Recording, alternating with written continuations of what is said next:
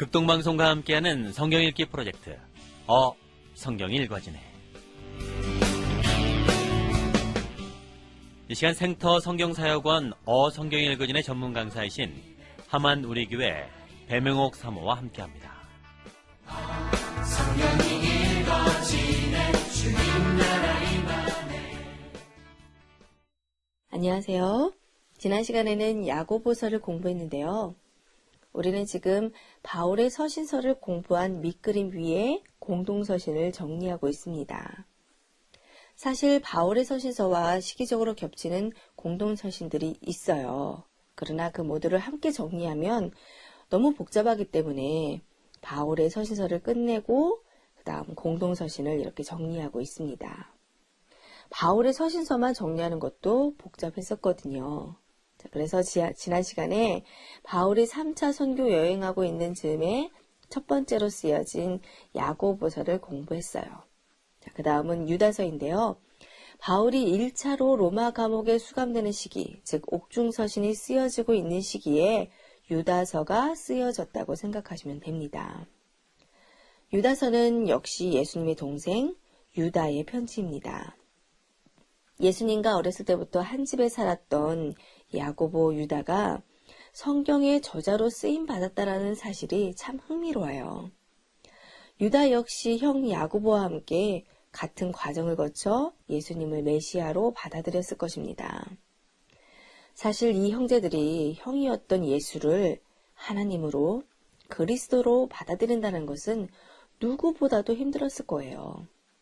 자, 유다는 어떤 부분에 큰 관심이 있었고 그 관심사를 하나님께서는 어떻게 쓰셨는지 보실까요? 유다서는 한 장으로 되어 있죠. 1절에 자신이 예수 그리스도의 동생이라고 밝힙니다. 특별한 이유 때문에 이 편지를 쓰게 되었는데 그 대상은 일반 그리스도인이었어요. 왜 편지를 쓰게 되었나? 4절까지의 내용을 보면 가만히 들어온 몇 사람이 하나님의 은혜를 세귑거리로 바꾸며 예수 그리스도를 부인하기 때문에 그것을 교정해야 해서 편지를 쓴다고 동기를 밝히고 있어요. 자, 여기서 가만히 들어온 몇 사람이 누구겠어요? 네, 거짓 교사, 거짓 사도들이었습니다. 그러니까 바울뿐만 아니라 초대교회 사도들도 이 거짓 교사, 유대주의자들의 공격에 모두 다 노출되어 있었던 겁니다. 사실 거짓 교사, 거짓 예언자들은 구약 역사 때부터 있어온 흐름이긴 하지만요. 그럼에도 불구하고 유다가 이렇게 거짓 교사에 대해 언급하며 우려하는 것을 보니 이는 초대교회의 큰 문제였음을 짐작할 수 있습니다. 그리고 5절에서 8절은 거짓 교사들에 내려질 심판에 대해서 말하는데요.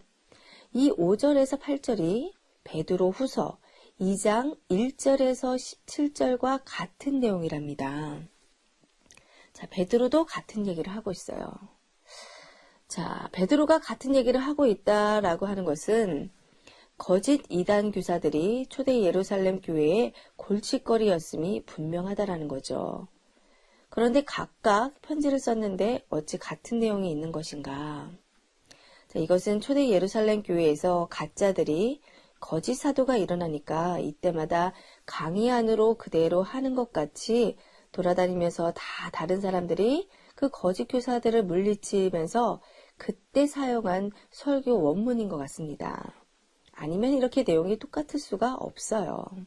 그러니까 초대교회의 제일 이슈가 이단이었던 겁니다.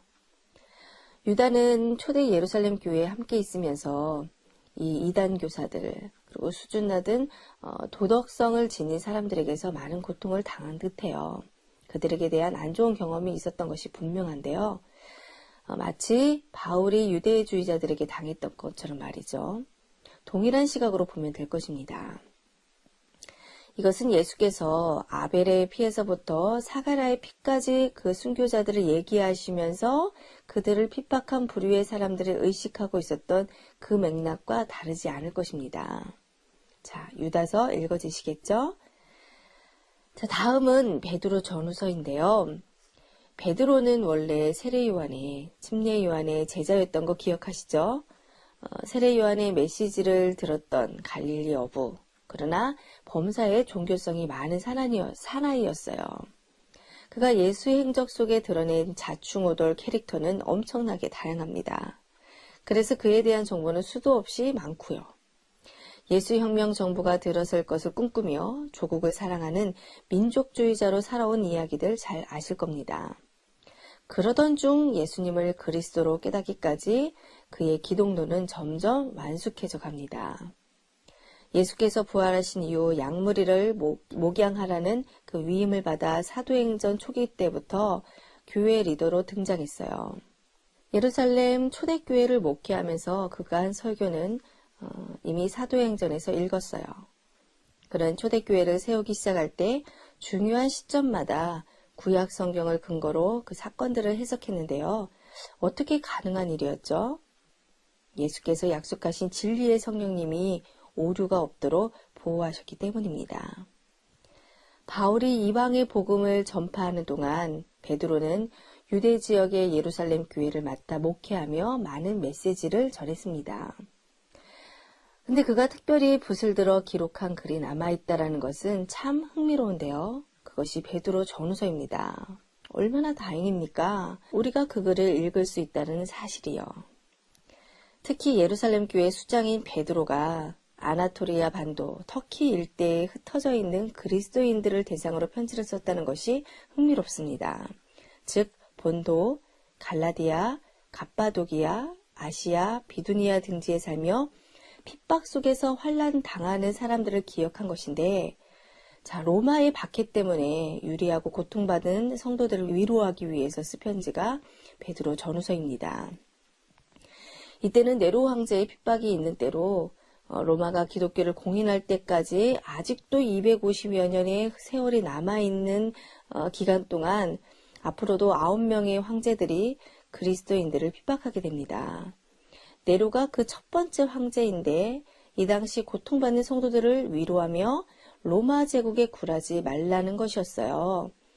땅끝까지 이르러 내 증인이 되라 하신 예수님의 유언 명령을 받들어 끝까지 수고하는 베드로. 그가 평생 입으로 말한 내용이 얼마나 많았겠어요.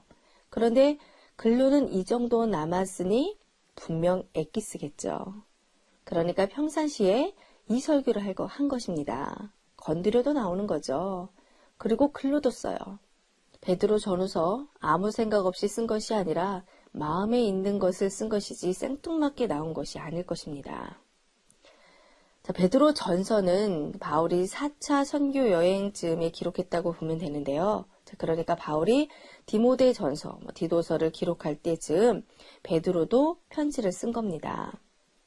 우리는 지금 서신서들을 하나하나 자세히 공부하는 것보다는 전체 성경 속에서 그 자리가 어디며 성경을 쭉 읽고 흘러내려오는 안목을 따라서 야고보서를, 유다서를, 베드로 전후서를 어떻게 볼 수 있을까? 이런 식으로 보고 있는 중입니다.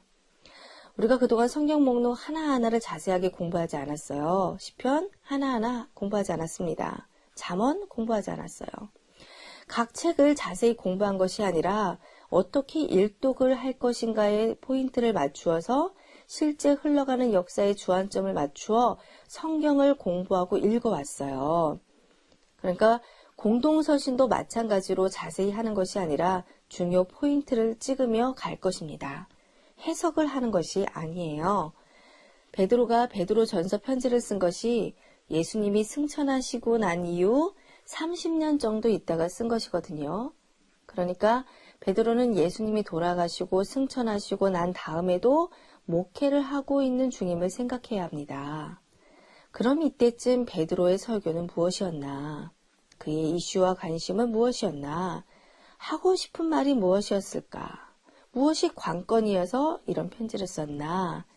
궁금해지시죠?